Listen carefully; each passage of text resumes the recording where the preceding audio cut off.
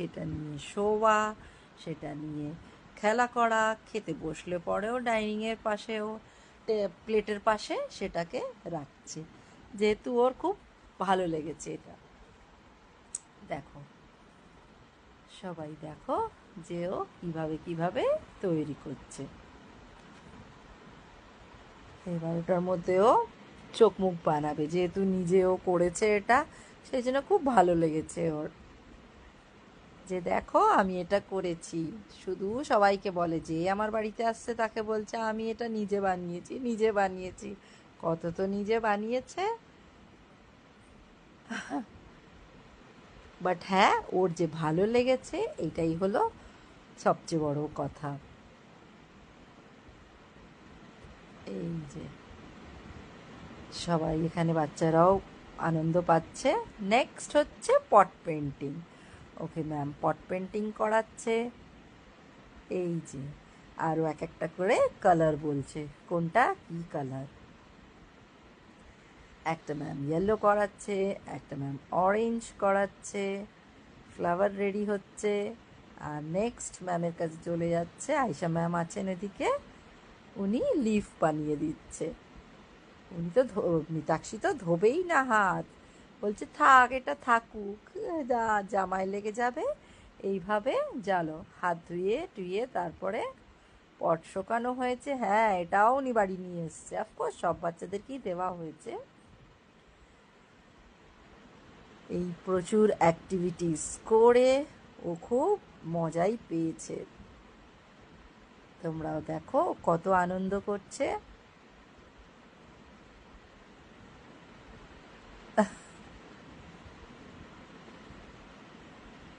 এই দেখো এবারও লিফ বানানোর পালা।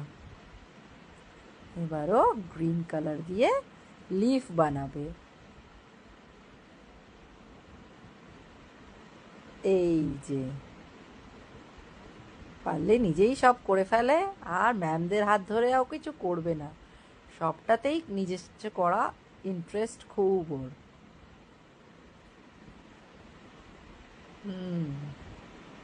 তো এই হয়ে গেল মিতাক্ষীর পট রেডি। তারপরে এই সব অ্যাক্টিভিটি সেরে আমরা, খুব দুপুর হয়ে গেছিল, চলে এসছে ওর বাবা নিতে। বাস ও আর কাউকে পাত্তা দেবে না, এবার চলে গেল ওর বাবার কাছে। আমরা চলে গেলাম একটু পেট পুজো করতে, এই যে এনজয় করতে। কেন সেটা তোমাদেরকে পরের ভিডিওতে বলবো।